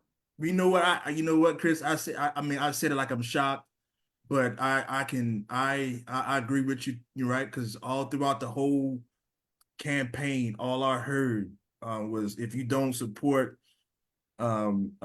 this slate, man, they're gonna come in, they're gonna trustee you, they're not gonna do this for you, they're not gonna do that. And look what happened during the UPS contract thing, right? And I was like, wow. and my members, they still talk about what happened, right? And I was like, oh my God. But you're right. You're right. I wasn't in office when Hoffa was, well, when he was getting ready to get out. Right, right. But I've never seen anything like this where people are actually afraid to speak out in any type of fashion or form because of fear of what this guy may do to him, man. And that is crazy. I don't even feel that way with UPS. Jimmy was smart. And so when you're dealing with somebody that's smart, then you kind of understand that they're not going to just fall off the rails like that. You understand what I'm saying? But when you're dealing with somebody in which vindictive is the first order of business and smarts is behind that, then you have to worry about, because that person will run up on you and shoot you and end up doing life in jail and didn't even try to get away. At least I want to be killed by a guy that was trying to get away with it. You know what I'm saying? So when it came to try to get me, they were trying, to put gloves on so they didn't leave no fingerprints and what have you like that. They made sure they didn't leave no DNA evidence behind. I want to be killed by a smart criminal. You know what I'm saying? I don't want to be killed by a damn dingbat. And, so that's why I said that what happened with the 13, what happened with the 3 could have been done without violating the law. Right? The law is very clear about discrimination. Don't say you can't. It just say there's a methodology to how you go about discriminating against people, right? And so people understand this. And so if we want to have a viable union, you can't kill the people that can think outside of the box. Yeah, right? You need them. You need those people. Right. So, and that's why I went back to this thing about being in LA, that when we were in LA, let me tell you something. Jimmy didn't have no love for me, but he never avoided me. You know what I'm saying? As a matter of fact, he would even actually come up and say something smart to me, so I'd have to say something smart back to him. It was funny, you know what I'm saying? Right. But here, I see my leader, the General President O'Brien, and this person and some of his board members give you the screw face, like you did something to them. And I'm thinking to myself, to some of them, y'all gonna be here for a while, the winds of time change. So be careful that you're giving screw face today, you'll be suffering tomorrow, because, in the system, vindictive follow vindictive, follow vindictive, follow vindictive, unless somebody went to church and got a clearing of the heart. You know what I'm saying? Yeah, right. So some of them need to be very careful that they think they're riding on a horse today that ain't never gonna die. You understand the point I'm saying? But I can tell you this, is that what I know is that none of them are honorable. Because I watched people who took money from Jimmy Hoffa for 22 years. And when it was time to have some semblance of loyalty, had none. Yeah. Because you can't buy loyalty. I remember Al Pacino talking to the guy that played Tom Hagen in The Godfather. And he says, why are you not taking these other guys? They said, nah, them guys is businessmen. They're not loyal like the way guys was loyal to my father. You know what I'm saying? They loyal to money. They loyal to profit. And these people are not loyal because if they were loyal, things would have not went the way they went. You understand what I'm saying? They're opportunists. They're looking for this for money, right? Like I spoke to people about not having any blacks in Drive. So you're coming to me for my money, but none of us work in Drive. None of us get a paycheck from Drive that look like us. Hold on a minute. There's no none. What? No, there are no blacks in Drive. None. There used to be a great one. Yeah, Yeah. it was. Jeanette. Right. Shout out to you, sis. And Jeanette. the people who should have stood up and says, you can't touch her, were silent, Yeah. right? Yep. She worked in their locals and they knew she was good. Yeah. They couldn't protect her, which means you don't have no power. And that's what I mean about when we talk about collectivizing. If we don't have power, right, as principal officers, as VPs on the board, I'm gonna tell you something, because I'm gonna go back to I was a principal officer with Billy McCarthy and them at the end of Billy's reign and whatnot. But the one thing I can tell you about the pre-consent decree Teamsters and the post-consent decree Teamsters, the pre-consent decree Teamsters, everybody that was a VP swung real power. Mm. This what they got right now is just people filling spaces and glad to get a paycheck. Those guys came with power. Lawson up in Canada, all these different people, Joe T. I don't care what you think about them, whatever, but they had real power. None of these guys seem to have power, because when I look at the construct of that GEB, and you're telling me only one person, maybe two, voted against giving money to Trump, you don't have no power. I'm gonna ask you this question right here, Chris. How many people on that GEB stood up and said something to O'Brien when they had to pay this $2.9 million for racially discriminating against those workers? Well, how about standing up before the action that caused right, absolutely. When you're firing these 13 black people, say, whoa, hold, chief, right. don't do that.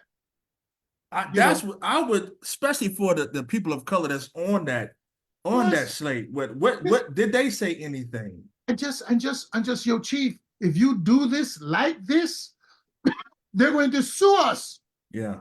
You run local unions, you got lawyers, you know what's going on out here. Yeah. Those guys should have said, listen, I'm not telling you not to fire them, boss. I'm only telling you, don't do it like that. Because if you do it like that, you're going to get sued. You understand the point I'm saying? So I'm not telling you to be disloyal to your plan, right? And since you choose not to stand up and protect us, I'm not sure why you there, right? And so go back to this whole thing that Dr. King talked about tokenism. People need to go back and read this speech very clearly, that you can have black faces in high places. Did I hear anybody say Justice Clarence Thomas? And it does you no good. They were glad to see Thurgood Marshall step down so they could replace him, right? And then they bogged up black. Well, he black. You want a black guy? No, I don't. I don't want a black guy. I want somebody that represents the interests of the community. Yeah, there you go. Our community is the working class, not black, not Latino, not LGBTQ plus, not undocumented, the working class in totality. Right. You understand what I'm saying? And we have to get to this point, and that's what this struggle is all about. So LGBTQ plus is bringing their piece of the puzzle. Blacks are bringing their piece of the puzzle. Women are bringing their piece of the puzzle. Latinos, and you can't just lump them together, because a Mexican don't see eyeball to eyeball with a Cuban, don't see eyeball to eyeball with a Dominican. So you can't just lump them as if to say that's some monolithic group. But we bring our perspectives to the table to have a conversation about how do we uplift the working class. Right? You want to live in segregation, that's your business. You want to, I don't want to come to your house for nothing, period, too tough, because, maybe you don't wash your chicken with vinegar before you cook it. So, I like to know, I take chance to go to restaurants, but I'm coming to your house because the law makes them have to do things a certain way. Right. Right. But when I come to your house, there ain't no food inspector coming to your house. I'm not sure whether this meat was at the right temperature, so forth and so on like that. So I think we have to be very clear that it's not color for color's sake. No. That we bring a perspective. and that the Black working class historically in the labor movement brought a perspective to the table that has to be reckoned with, you know. Absolutely. So we're gonna get ready to close, everybody. We got about 10 minutes left. Hooker, Yes, Hooker, I ma'am. have a question for you. Mhm. There was some comments on Facebook that I Okay. think you need to answer Let me because see. they're going to come back. Let me look at it. Let me see what we got. Wait a minute, hold on. I was kind of like laying down and trying to watch you guys at the same time. But there was some comments on Facebook that I think you need to answer because there was Chris had made a comment about something, and the guy had made a comment about it, and one of you guys need to answer that question. You want me to tell you who it is? I'm looking at it now. Trying to see. It said, "These people." What do you mean by that? Can you fill me in? I, I don't even know what part of the conversation we were talking about. I'll tell you what the part of the conversation was about when Chris was talking about Houston. When he Okay. was yeah, when he was talking about that. And then there, do you see the other comment that this other guy had made? It's a couple of comments on there. Excuse I'm me. flipping through it. I see a lot of Oh, comments. I know what. Let me address that. Since they want to get phonetically crazy. These people, I'm talking about the membership of the Black Caucus. And that the people that are coming to the conference, by and large, and I say this, people can hate. I'm very funny about what it is that we're trying to do. People are coming there, spending hundreds of dollars at the bar, drinking liquor and whatnot like that. I have nothing against it. I've spent a few dollars at a bar in my lifetime, so I don't have no issue. But then you can't get up in the morning because you're drunk. Or when it come time to doing stuff on behalf of the Black Caucus, such as increasing the dues. So this same person that could sit down and for 3 or 4 nights in a row spend $100+ at the bar, when I say to that person, I need $100 a year for dues, those people are going, oh man, $100, are you crazy? Blah, blah, blah. That I have a problem with that. And I thought that the people that I've seen coming to this organization. So when I talked about what happened, I was talking about the fact that white leadership could tell Black rank and file people what direction to vote without those people, right? Because I don't know another way to phrase this that fits your perfect image of life. So I ain't got no time for that. I'm too old for that. But those people were willing to take instructions from someone to cast a ballot. I think it's important as a ballot to cast a ballot about the future of an organization, to take that instruction without wanting to know what that candidate stood for. And I thought that that was abhorrent. And I saw it happen again in Miami, and I thought that that was abhorrent. And we have to really begin to become very conscious. So I don't want the Black Caucus to be 10,000 useless members. I'd rather see the Black Caucus be 500 highly trained, very specified people who know how to go out and collect signatures, raise money, and do the things that are going to move Black trade unionists forward in this organization. So if I funded you by saying those people, whoop the freaking do. Can I tell you? You're sensitive. You're too sensitive to be in the Teamsters, I can tell you that. I don't, Okay, okay, wait a minute. yeah. Okay, the next one. Hooker. The other Yeah. one is that um someone had answered the question when Chris had brought up the fact about the last Black agent around Yeah, I saw that. Yeah. right. Okay, and then the next one is because, like I said, there's a couple of questions that I think that should be answered because they're Answer. going to come back later on and make a comment about it. They're going Okay. to put it out, so we What's the need to question? clarify. So what's the next question? Wait a minute. The other one was that answer that one. But I'm going back looking again. Hold on. I see some Okay, they questions talk. on here. Oh, go ahead. Go ahead. Go ahead. No, Go I was ahead. going What to you say, mean? I see some questions on here that we can answer. This has to come from the general president himself and his team. And some questions about TDU. I mean, only those folks can answer these questions that I see on here. Right. And then you Uh, see the one that said those go back to Local 299 in Hartford, 1945. yeah, yeah. What happened to Hoffa in He 1940? says this goes back to Local 299 and James R. Hoffa in 1945 when black truckers tried to join his local. That's I guess Chris when he had made a and it's so many things can be true of the same person, right? So in 1945, America is in a particular state, and so the union is building. Racism exists. To expect any one man to just tear down an entire thing, they had to sue the Teamsters to get over the road truckers. Just so you understand, this is not real, right? So none of us are impervious or perfect beings. That's why I don't like the idea when we talk about people to act like they're perfect. But the same person also understood that inside the convention, which is the highest authority of the union, not the general executive board, but the convention, that the convention cannot have that degree of racism, right? So you're dealing with a more societal issue as opposed to the convention, which is just you and you alone. And you're so in that space, when it's just us as Teamsters, that man stood up and says, "No, we ain't gonna have that." Now I'm not gonna tell you that he was the bastion of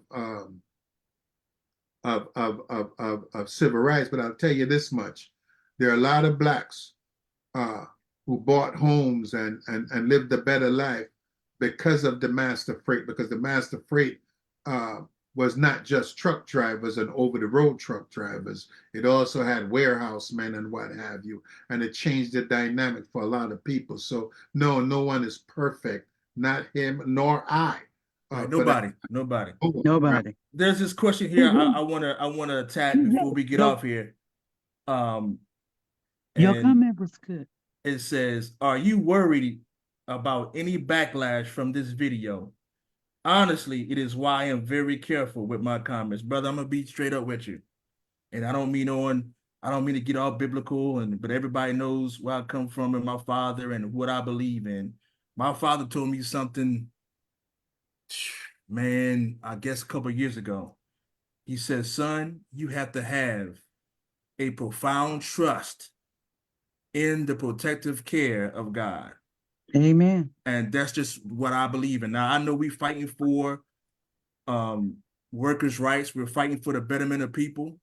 I try to do the right thing by people all the time. And Amen. if God allows something to happen, then it must be something better that's going to happen because of it.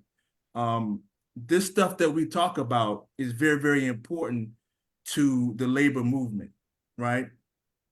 We have a general president and the board who has put us in a very compromising position.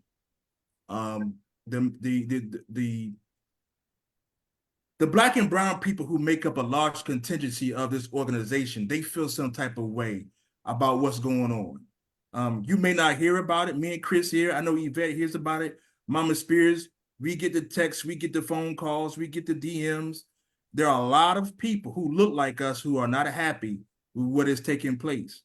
Not just with the $2.9 million situation. That's crazy in itself. But you're talking about a presidential candidate who has demonstrated his racist, misogynistic, his just anti-union, anti-labor, anti-working family behavior. Anti-Constitution of the United States of America. Absolutely. That scares people of color. No matter how you slice it, this is not a black or white thing.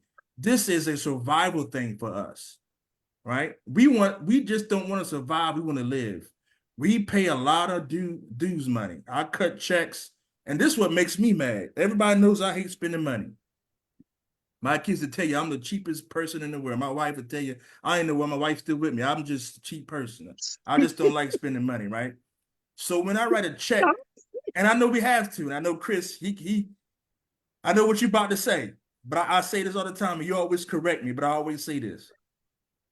When I write that check, or when I sign that check with these tens of $1,000s to the IBT, I have fulfilled my obligation financially, and I need the IBT to fulfill their obligation to my local. To me, that's what that represents. When I send a 60, 70, 90, $100,000 check to them, I don't want to turn around and pick up and look on the news where my general president has had to pay $2.9 million in racial discrimination. I don't want him to go to Mar-a-Lago and meet with a man privately who cares nothing about people who look like me or people who work. That check, to me, I fulfilled my obligation. My members have fulfilled their obligation to the IBT. Now we need them to fulfill their obligation to us. They are not doing that right now.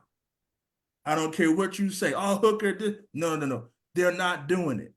That's why people feel the way they feel right now. So, brother, I don't care what people say, how they come at me. I expect it to. We talked about it there in church. It was 3 things the brother talked about. He talked about our ancestors, and then he talked about when you speak out, expect some conflict. There's going to be some conflict. It just comes with the job. But we have also responsibility to the people who came before us. John Lewis, Fred Hampton, all these type of people who came before us and died just for us to have these opportunities. There is no principal officer, Silvera, or Hooker if it was for A. Philip Randolph or Dr. King or Fred Hampton. There is that. So I owe them that. That's why I'm not afraid. I'm not afraid of O'Brien. I'm not afraid of the company. I'm not afraid of anybody because we doing the Lord's work.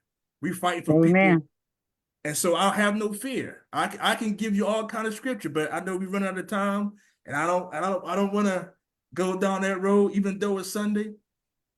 But there are so many instances in what I believe in where stand still, fight, and that's what we're gonna do. Yvette, I think you had put a question. You had said something, and I guess this individual is waiting for you to answer. Right, but let me just piggyback on this. Go ahead, Chris. It's not the absence of fear. We understand fully the authority and power of the general president. But Dr. King also understood the authority and the power of the United States government. Right. People that walked across the Edmund Pettus Bridge understood fully the authority of the governor of the state of Alabama and the Sheriff Clark that was there. And those people knew when they crossed that Edmund Pettus Bridge, yes, they were about to get beat down. Right.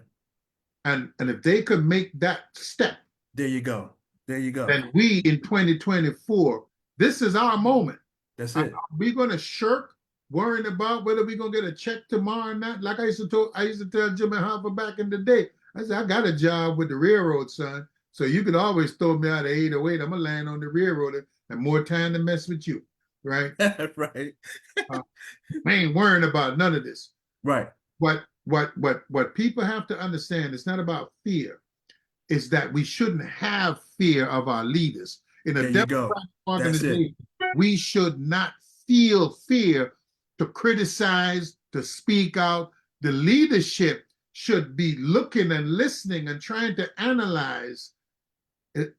What are they saying and why are they saying this? And then doing some research and some analysis to see whether or not there is validity here and whether the organization and its leadership need to change. This is not about hate. No. This is about becoming better. This is about love. Yeah. This is what this is about. We love this organization so much that we wanted to succeed and we wanted to be that beacon of hope that was intended to be. Right now, we're not going toward hope. People have hopelessness, right? You got all kind of stuff going on, layoffs. Then you got the economy, and then you got all this other stuff that's happening. And the union, in the midst of all this chaos, is supposed to be that hope. And I'll give you an example of what's going on in my neck of the woods. So right now in 623, layoffs are happening everywhere, right? And there's really nothing we can do about it because the volume ain't there, the CEO is trash, whatever the case may be, right? But what I found out is that if, especially my members, and it's probably happening everywhere, my members, they want to stay in this state of, man, layoffs are happening. How are we going to make it? So what I started doing is, hey, man, you know what we're getting ready to do? We're getting ready to bring in 207 new members. So it is a problem. We're fighting it. But hey, over here, there's still hope. Your union is still fighting for you. And guess what? If we fight the company together, we can bring some of those laid off people back to work. So it's not doom and gloom. I try to give my people hope no matter what's going on, no matter what's happening around them. They need to know that their leadership, in the midst of chaos, we're still fighting the company. We still organizing. We're still in the community. We're still talking about the things that are important to them. Because what I don't want this to happen is we focus so much on the negative stuff that we forget who's causing the negative stuff. It ain't the union. It's Carol Tomei. That's right. It's UPS. It's the Amazons of the world, right? And so what we got to do as a union is focus on the fight. But in order to do that, we got to get rid of this stuff that's keep holding us back, this vindictiveness, the retaliatory problems, right? And then blame the folks who speak out about it as we're the problem. We're causing the divide. We're not causing the divide. We didn't cause you to pay $2.9 million. We didn't cause you to fire these folks, right? We didn't cause you to go have a private meeting with Trump and then have him use our building as a campaign platform. That's right. We didn't cause you to do all that. This guy is the enemy of all of us. If you are a working class person, Donald Trump is your enemy. We just talked about it earlier. And I don't mean to go off. I know we got to get off of here. But I would just ask everybody who is a Trump supporter, look at who your employer is donating to. All my UPS people, look how much Carol Tomei is donating to a person or to a party who cares nothing about your pension, nothing about your collective bargaining rights. A labor board, that's who we're fighting against. So do the homework. Yeah, do the homework. Do your homework, man. This guy, he is not for us. Never has been. And I get it, man, and I'm not saying Biden is the savior because he's not. But we have Biden and we have Trump. Like Nina Turner in Ohio says, America deserves better than Biden versus Trump. And God knows we do. But unfortunately, this is what we got. Yeah.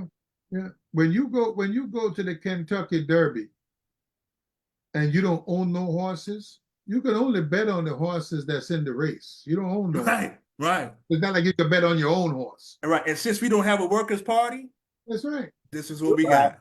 You have to bet on one of these horses in the race right here. That's how it works. Right. And don't bet on the mule and the donkey. Bet on one of the thoroughbreds. Right. One more thing. One more thing. Chris, you and Hooker and Yvette, when you guys get off, you guys really need to go back and look at the comments because there are some comments for all three of you to take a look at. Well, tell us what they are. Let's address them now because we can't address them when it's over. No, because we've been on too long. And yeah. And I got to get off. Okay. Yep. Right. But we got to do this again. Let's do it.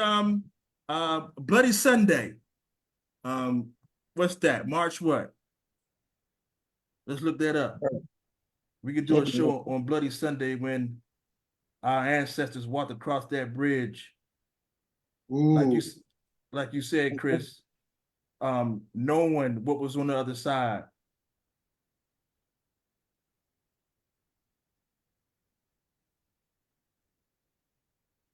Oh yeah, here. March 7th. So let's do. Hooker, on the game, on my grandson's game last night, they was talking about them being in the championship, the March Madness. Is that's March the 7th? Their Oh, team? March Madness is probably going to start later on in March. I think that's probably now if your son is in one of those My conferences, grandson. well, your grandson, if he's in one of those Thank you. conferences, if he's in one of those conferences that already have their conference championship, then yeah. All right, so March 7th is a Thursday. So let's do it on March the 10th. 10th is a Sunday. So we'll do it on March 10th, you know. You do our Bloody Sunday show. Okay. And let me just go back to this because these are trade unions. I know people love their March Madness and Super Bowl and whatnot, but none of them. You work for the railroad, you work for the airlines, you work for some what they call white paper contract. You don't have The hospital, a hospital, the university. university systems and what have you. Your money is in Teamsterdom. Your money ain't in March Madness. Yeah. Your money's in Teamsterdom. You have to start Wait. Let me finish. Just let me finish. I got somebody in March Madness, okay? So let's don't go down that road, okay? Please don't. So you got somebody in March Madness. I hear you, Grandma. I hear you. Listen, there's a thing called taping. You could tape these things now. All these things are DVD, DVR, and all that kind of stuff like that. Let's don't go down that road, please. I heard that. Hey, but y'all, this was a good conversation. Let's pick it back up, man. And if all those folks who just say, oh man, here they go again, and you know, black issues. No, this is not black issues. These are worker issues, right? Because they affect all of us. And so we need to stop thinking about it that way. Now, there are some things, like Yvette said, the reason why we have to have these caucuses is because things that happen, we have to talk about and we have to fix. And unfortunately, what's going on in the Teamsters right now, it has to be fixed. And I'm hoping and praying to God that this fear goes away so more people will begin to speak up. Because I'm going to tell you something. The reason why it continues to happen is because people are too afraid to speak up about it. That's why. And when people... Go ahead, Chris. The brilliant people, Dr. King and others, talked about the fact that it's not the bad, not the evil people that remain silence of the good people. That's it. Yeah. That's all. Evil needs to triumph is for good people to do nothing. All right. So when you're marching around on Dr. King's birthday and whatnot and pretending, remember your silence speaks volumes. Yeah. You can't pretend your way out of this. You got to live your way out of this. Right. And like I said, my heart goes out. I mean, you know, I just don't understand why people are I mean, I get it because of fear, but hopefully, man, after watching these shows, people will begin to understand that if you really want change, man, you got to speak up. You got to speak up. Stand up, stand out, man, because nothing's going to change. You know, what we allow is what will continue. And, I'm tired of it happening, and I'm going to do whatever it takes to make sure that it does not happen again. Because we send way too much per capita to the IBT for this stuff to happen, right? I'm just telling you, and I have a medium-sized local. I can just imagine what the folks in these large locals send, and this stuff is happening, man. So we really got to come together and fight this thing, like Brother Malcolm said, by any means necessary. By any means necessary. All right, so we'll see you guys on March 10th. God bless. Man. We love. All right. We'll see y'all real soon. All right. Take care. All right.